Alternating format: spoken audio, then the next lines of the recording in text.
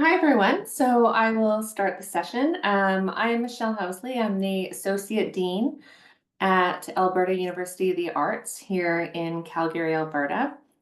I hope you're somewhere nice with nice weather. I have to say it's pretty gloomy here today, so I'm jealous of anybody somewhere warm and sunshiny.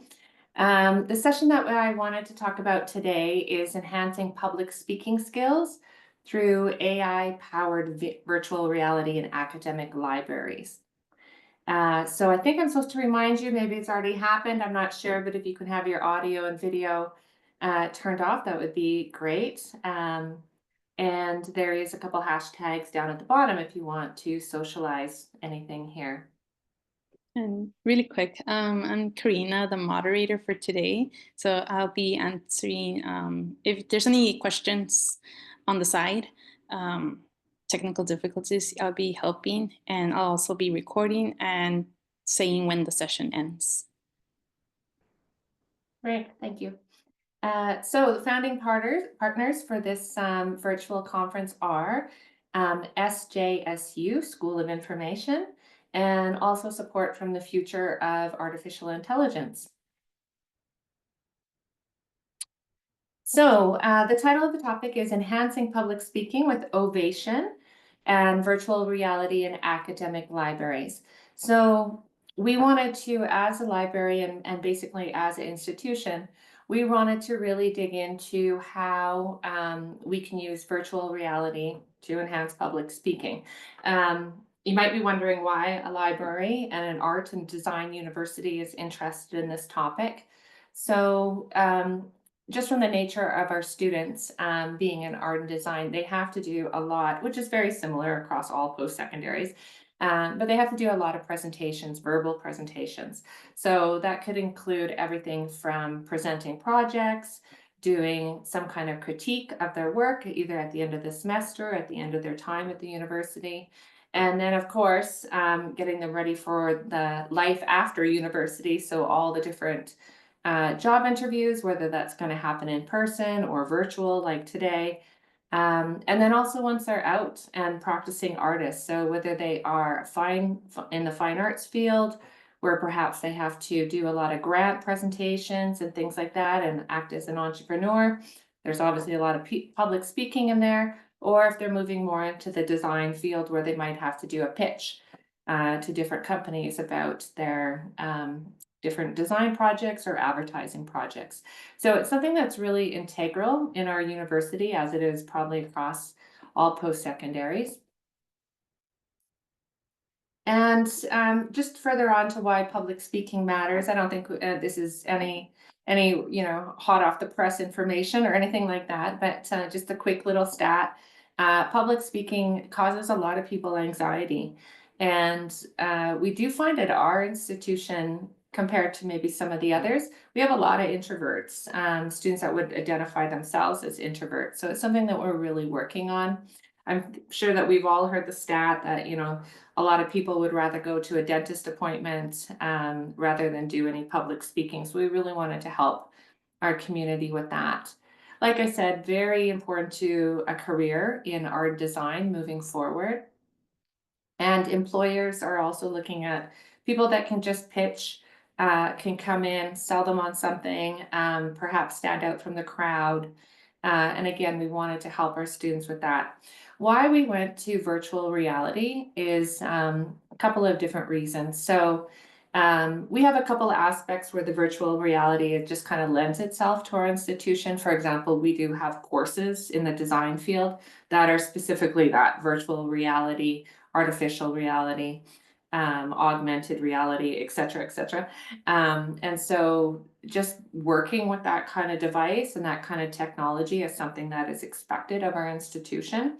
But this could be on a different form. So we do have courses that are like actually programming VR and things like that. Obviously, that's not what we're talking about here, but it kind of lends itself. And then I'm sure you know, if you've tried any virtual reality, there's a million different really cool art and design apps that you can go along with it, some being very for the general public, and then, Gravity Sketch or something like that that's actually used in industry.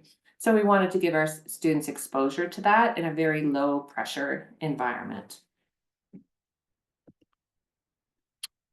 How the ovation is helping. So there's a couple different public, and I don't want this to be a sales pitch for ovation, though I do find that I talk about it on a daily basis. It's just the one that I'm familiar with. But we do use the Ovation app for public speaking. There's a lot of them out there. If you Google, a lot of the public speaking ones, there's that one out of the UK that also looks very interesting. The reason why we went with Ovation, and this will be probably the last part of my sales pitch here, but just to let you know, the reason why we went with Ovation is it offered a couple things that I didn't think the other apps would offer. So number one, they're in North America, so that's easy for us if we need any, tech support. If I want to talk to sort of the community, it just kind of makes it simple for us. I thought, and we had sort of a team of people looking at like what app we would want to go with, but this one seemed like it was the most realistic and sort of served our needs. And then the second thing that, yes, it is very realistic, and I have a couple screenshots and things like that that I'll share with you. And I would say it's so realistic. So when you are going into this app and you're having a virtual job interview, let's say, I'm not the only person at our institution that has said, my hands are sweating. So it's that realistic that even though this is obviously not a real job interview, you do start to feel like this has some pressure to it, or it means something when you're doing it. So I thought that was really important. The second feature that we really liked is the amount of feedback. So we didn't want this just to be, there's nothing wrong with, different apps that are used for fun and enjoyment. And like I said, just trying out the virtual reality. But what really sold us on this one, and what we're trying to really develop further as far as using this, is the analytics that you get when you're finished. So you can go in, you can have all sorts of different presentations. You can upload your PowerPoint if you want to use that to sort of practice with.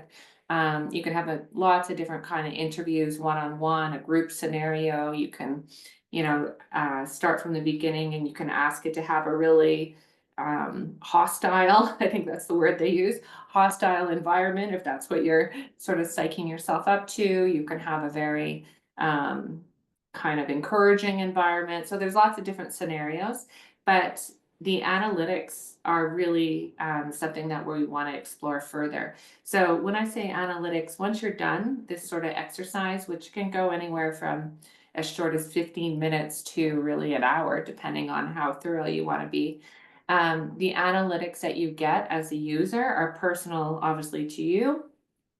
There's a million different ways that you can use it as your institution. You can have a very generic account where everybody goes in as user 1, 2, 3. For example, if people really are not comfortable with setting up their own accounts. But we are really trying to encourage students and users to set up their own account so that they do get those personal analytics, with the idea that this is something that is not just going to be a one-off. So you are invested in actually making your public speaking better. And so with that, you would try it maybe one time, get the analytics, and then with the idea that maybe I'll come back the next day or a week after, perhaps a couple times before I really go for that job interview, or I have to do some kind of pitch, presentation, critique, final assessment in my class. So we thought that was really interesting. What the analytics look like, I'll go through, but it's amazing all the things that they can pick up, but I'm really conscious of it right now as I'm speaking, all the different ways that it'll give you to improve. So one of the things, and I don't know, I'd really be curious to hear other people's feedback, is I thought I'd put this slide in so that I keep it a bit of honesty here. We are and this is not something that surprised us, but it's just, what we encounter. You hear the thing, if you build it, they will come. I think it should be, if it's for grades, they will come, or some kind of, carrot stick at the end of it. So students are busy. They have a lot of things going on. A lot of universities, offer workshops like we do on, lots of different topics, from study skills. They're all important. They have a personal life, things like that. And so We started out with the idea that, and we kind of knew that this would happen, but we started out with the idea that we're socializing this. We have a lot of posters. Print posters actually do work at our institution, maybe because it's art and design, but we had a lot of announcements, et cetera, et cetera. Youth Student Association. But what we would find is that we would have, maybe the odd person come in and use it. There really wasn't any traction with it. And, of course, there's a cost to it, buying the glasses, buying the software, even the manpower, etc.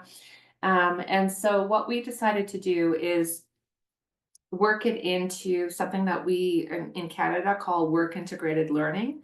So this is something that is quite prominent throughout Canada. You might know it as a couple of like everything in education, the terms change a lot, but they mean the same thing. So you might know work integrated learning as internships, practicums, work experience, etc. That's basically what it is. But it's a big component in our university and it's growing even larger.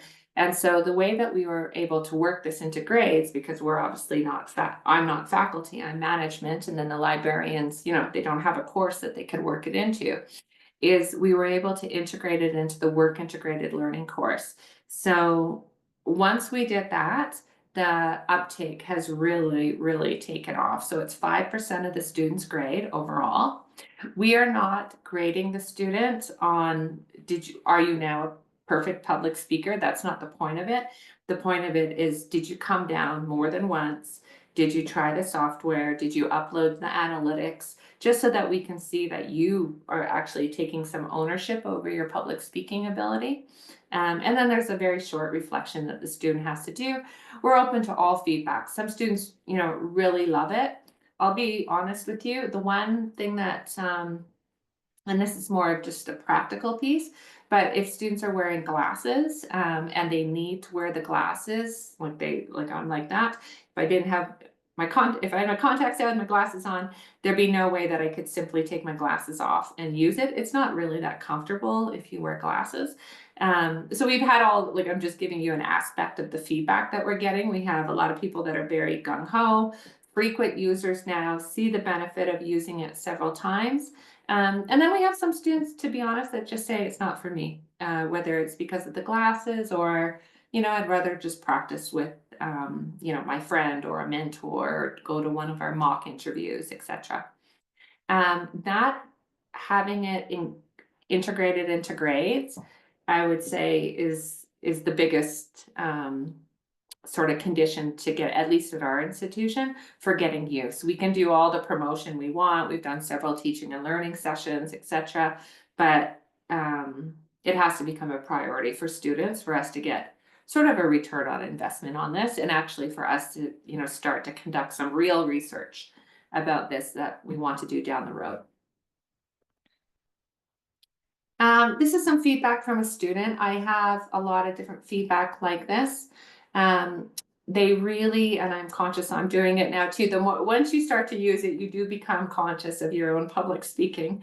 But one of the things that we come across a lot is the filler words. So in a bit, I'll go over the different analytics that it offers, but that's something that most people perhaps don't realize until it's objectively pointed out to them, how many different filler words that they're using. So this is just some. I could do a whole presentation on the different analytics, but it gives you a really nice snapshot of when you're done. That's one of the first ones there, of how many filler words you're using, when you're using them. Like, is it at the beginning for some reason, maybe until you get a little bit more comfortable, and then the amount decreases.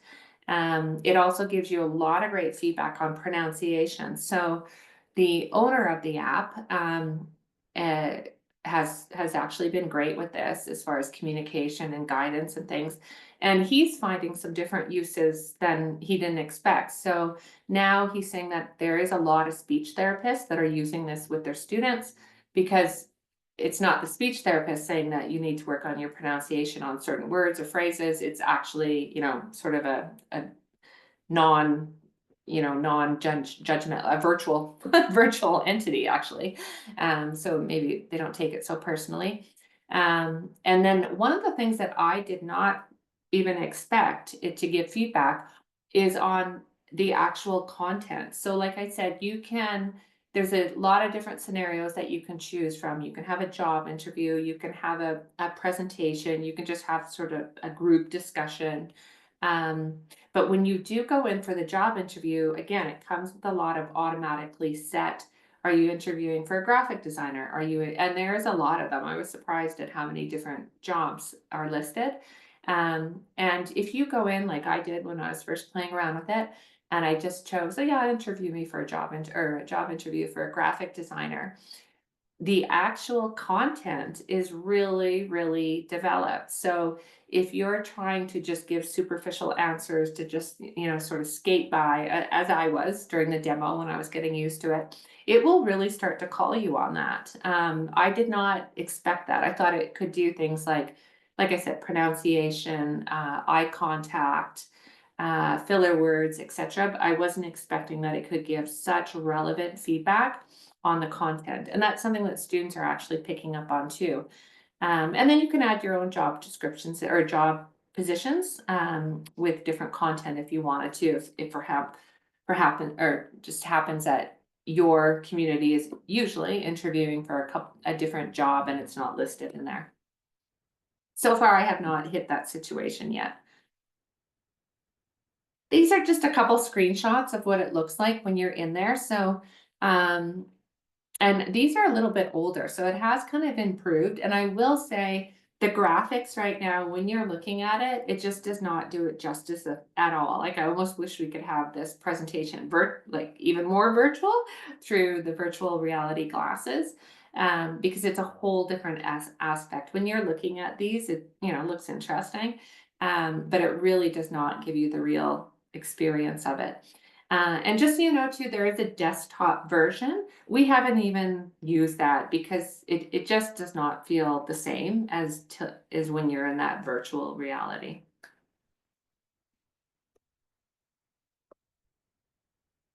So, what we're doing to move forward is we're making sure that it's integrated with as many courses as possible. That's up to the faculty. So they have their own, free will if they want to integrate this or not.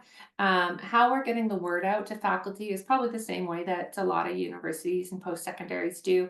We show up at teaching and learning sessions so that faculty and staff can really give it a go themselves. Nothing has been more effective than getting integrated into an actual grade for the students. Right now, we're just working through ethics. So everything that we have right now, as far as testimonials, pictures of students using it, any feedback that they've given us, it's just been interesting. But right now we're at the point where we're working through ethics so that in probably come September, we can start to use some of the data gathered from that point on into an actual research study. So that is my presentation in a nutshell. I would love to take any questions or feedback or any comments. There are a few questions on the chat. Sure. Do you want me to choose or do you want to? Yeah, if you don't mind, I would just keep it easy for me. One of the first questions was, is Ovation only available in the VR headset? No, it's also available in a desktop version, so it is a paid piece of software, but you can also use it through the desktop if you kind of just want to try it out. But yeah, and it's only available. There's a couple different VR systems now. There's one called Halo, and then of course there's the Apple one. I believe that it's only available through the Meta headsets, and it's also available in the Meta headset 2, version 2, which we bought. Which is kind of the earlier one, and now Meta's come out with version 3, and so we are going to be buying a couple more in version 3 just to kind of, the graphics will be enhanced. Okay. The next question is, how does this technology compare with Toastmasters in terms of effectiveness? Yeah, that's a good question. I'm a little familiar with Toastmasters. I was involved with that a couple years ago. I would say that those two would be a great combination. Because once you're in the app, yes, it does give you analytics, but it would be a really hard way, I think, if that's let's say you know, almost had a public speaking course or something, and you really wanted to dig into this, I think both would be really beneficial. So if you kind of had a Toastmasters that actually went through, you know, what's a good way to start public speaking, to start your presentation, you know, do you start with a question, a joke, you know, all that kind of stuff. That would give you some great content. And then you could go into this app and actually get it measured, if that makes sense. Okay. The next question is, well, someone commented, the idea of offering it to our Toastmaster group sounds like it might be popular. And then the next question is, how much does it cost? I'm not sure. Yeah, if you go on the and I know I'm not giving you a direct answer, but here's why. If you go on the Ovation website, it does give you pricing, and there is different pricing depending on how many sets or how many licenses you buy. So it is a type of thing where you buy per license. Um, I think, don't quote me on this, but please, if you check out the Ovation site, I think it's about $250 US per license. But the reason why I say might be a different way too is here in Alberta, at least in Canada, we have something called TAL, so Alberta Libraries, and they're a consortium. So and this was one of the products that the consortium picked up, so I was able to get bulk pricing on that, which was, you know, wasn't drastically cheaper, but it was a little bit cheaper. Can it also give feedback analytics on recorded presentations? So do you mean like, does the person mean like, for example, something like this, like where we're in a Zoom and it's recorded, or something different? I believe so. It's from Rachel. Um, I want to say, yeah, something similar. Mhm. No, no, you have to be in the app. So it is the type of thing that you have the glasses on and you have to be in the app. It wouldn't be like just kind of on the background of your desktop. No. Okay. Yeah, Rachel confirmed yes. Yeah. Okay. The next question is it VR headset specific? Yes. Yeah. So there is a desktop version. And that might be a great way to start. We didn't even really encourage anybody to go that route. I guess if somebody was at home and they didn't have the VR headset and they wanted to go in and practice, that might work. But it's just a whole different experience using the VR. And it's to the like it's quite interesting. So when we again, I don't want to make this sales pitch, but it's hard not to. But when you do buy the 5 licenses, there is training involved. And so, you know, we're in Calgary and I think the owner is somewhere by New York. So obviously this was not going to happen face to face. And so what happens is the trainer, in our case was the actual owner and creator of the app, meets with you online. And so the training actually happens online. And when you buy a suite of 5 licenses, you get 5 different training times. So that was really interesting. Just even basic things like, for example, I don't play video games. And so I'm just not even used to, you know, the joystick. That's probably not even the right word, but the hand controller. And so it does that little, you know, if you don't play video games and you're not used to using the meta, that's the only confusing part is figuring out, okay, which button do I press for this to happen? It all walks you through it, but if it's new to you, then that's the part that takes the most time. Doesn't seem to be any hassle for the students, to be honest. But yeah, all the training does happen virtually. And one thing that I didn't even think about and the students started doing, which is always interesting, I think, you know, so some, you know, old person like me, I think it's going to be used one way, and it's always interesting to see how students use it in perhaps in better ways. And so what we encountered is that the students realized that they could screencast what they were seeing in their VR. So we have it in our library, and it is kind of awkward if you're just going to be standing out in a very open learning commons kind of room doing it with everybody watching you and you can't see them. So the students usually book one of our meeting rooms and then they go in there. But I have noticed what students have started to do is one student will be doing it, but he or she will cast what they're seeing onto like the one of the plasma screens that we have in the room. And so their friends can kind of watch, and it is kind of funny, watch what is happening. They can hear what's happening. So it kind of becomes even more of like a social thing. So that was interesting. Okay. The next question is, can you provide the links to the desktop and the VR Ovation products? Yeah. Well, yeah, I can put them in the chat. To be honest, I'm just going to put in Ovation. Uh, Mhm. so if you just Google that and then VR, there's only one page and it'll come up. And so you'll be able to see everything there. Okay. I believe there's I uh, do see a question about the unique accounts. You don't have to create unique accounts for the headsets. And something that is one of the parts of the training, which was very useful for us, is you can create administrator accounts. So this would be, not in the virtual reality, but on the desktop, which is nice. And so you can create administrator accounts, and with that, if you had a class list, so everybody through this class, maybe it's even a public speaking class or something like that, you can enroll them through the desktop just through logging into the system. And then all the students would get an invite to join this. And then that would make it a little bit more like individual, formal, let's say. So students would log in with their username and their password. And then that just makes it really easy to deploy it to like a larger group.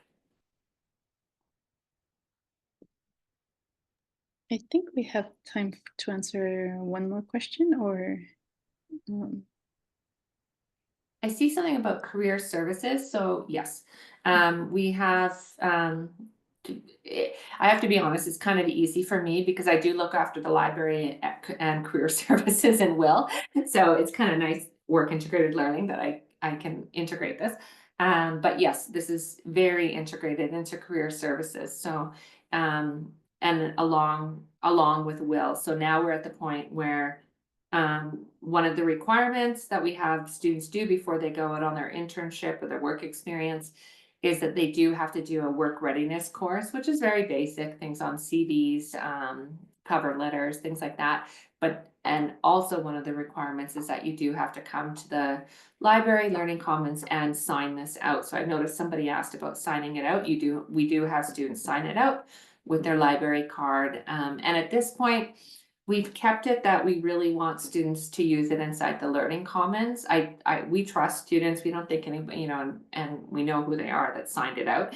But just sort of like a risk management, there's lots of room in our learning commons, different rooms that they can book out. So we really want students to stay in there. Just more like I would hate for a student to leave it on the counter in our main hall or in the food court, and then all of a sudden it's missing, or drop it. That could happen in the learning commons, I guess. But yeah, we're just trying to reduce the risk. We do have the approval that if a faculty member wants to come in and sign out all 5 and then do something on their own with their course, that's fine. But right now we're asking students to stay in the area. okay, we do have to wrap up since it's already 2:29. Thank you, Michelle, for presenting. Great, thank you so much. This is interesting. Have a great rest of the afternoon.